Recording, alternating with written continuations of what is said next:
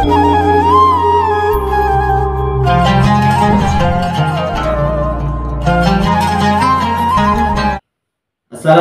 warahmatullahi wabarakatuh.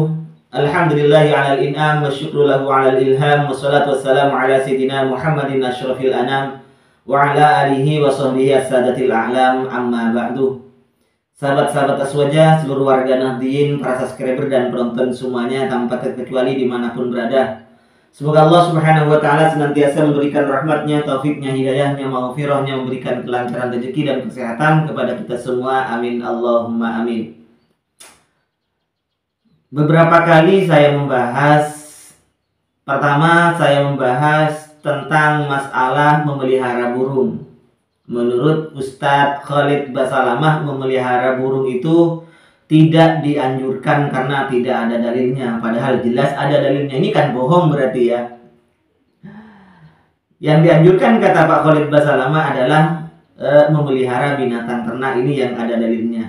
Nah, ada jemaah Wahabi yang komen, katanya ini perkara yang tidak penting kok dibahas. Satu. Yang kedua, ketika saya menyalahkan Ustadz Dzulkarnain El-Maduri dan Ustadz Haris Abu Naufal, ada yang komen lagi, tidak penting ngurus masalah bacaan, yang penting adalah masalah pemahamannya. Tidak penting lagi. Terus yang terakhir, kemarin saya membahas masalah siapa itu namanya? Cahaya Hidayah.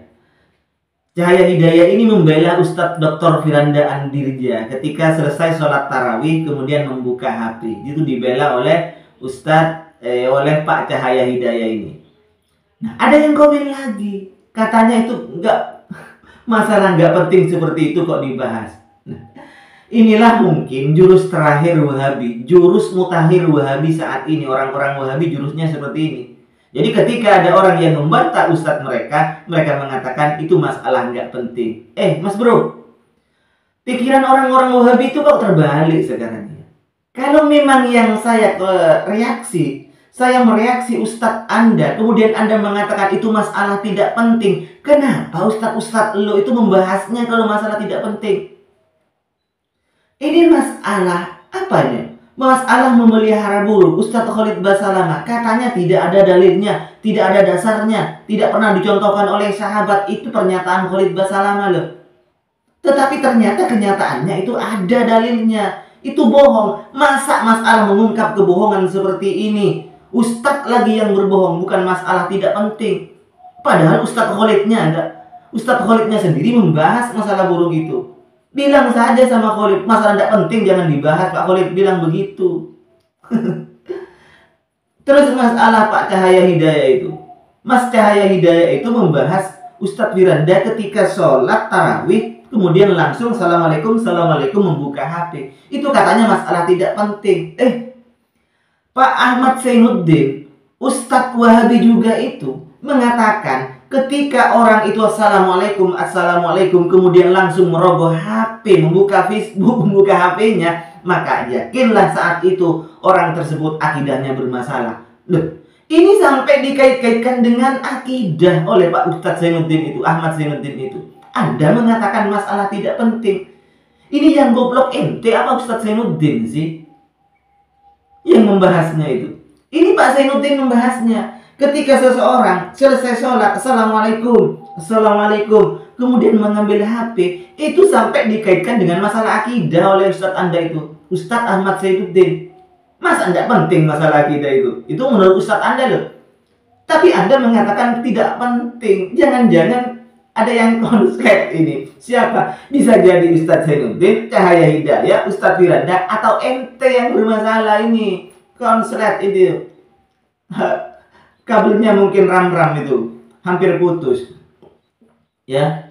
Dan masalah lagi, masalah baca kitab itu katanya masalah tidak penting. Yang bilang sangat penting bahkan wajib bagi seorang dai itu adalah Ustadz Anda juga, Badrus Salam LC.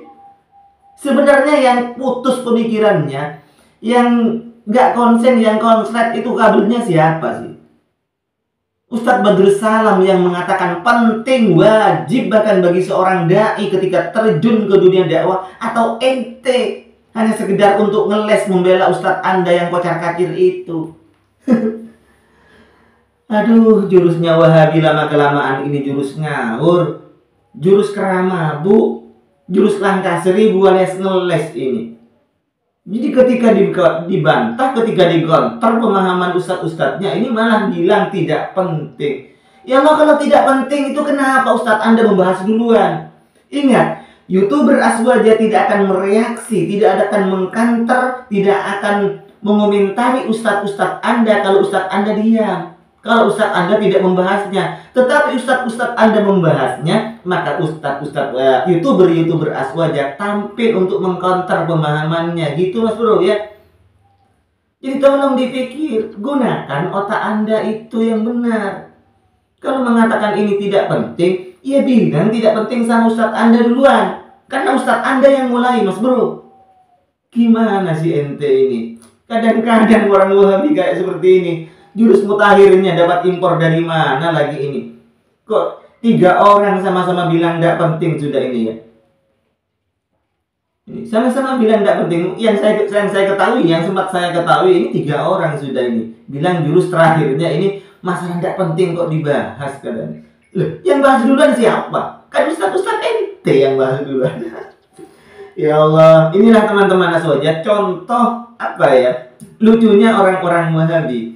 Ketika seperti ini mau membela tidak punya ilmu, mau membela ustadznya tidak punya ilmu, akhirnya ya seperti ini sudah ngaurnya. Diminta dalilnya oleh saya, orang ini tidak ada, bukan kapasitasnya. Lo kalau bukan kapasitasnya, ente kenapa ngomong? Ente kenapa menjawab? Sok tahu, sok alim Anda. Setelah diminta dalilnya, ente bilangnya itu bukan kapasitas saya. Ya kalau bukan kapasitas Anda untuk menjawab, Anda diam saja. Karena orang untuk menjawab, memahami ilmu itu butuh modal, Mas Bro. Butuh modal, ya. Modalnya bukan 2M seperti Cahaya Hidayah, manggut-manggut saja, bukan seperti itu. Sok merasa kajian ente, kajian tiap minggu, sok merasa sudah paling alim, paling sunnah kajiannya. Coba lihat orang-orang Aswaja. Kalau kajian santri-santri Aswaja itu bedanya dengan orang-orang Wahabi. Santri Aswaja pegang kitab juga. Jadi yang dibahas itu satu per satu, kalimat per kalimat. Itu kalau santri-santri Aswaja beda dengan ente. Mohon maaf ini saya bicara seperti ini karena ente itu ngawur pendapatnya, komennya ngawur ya. Mohon maaf sebelumnya. Wassalamualaikum warahmatullahi wabarakatuh.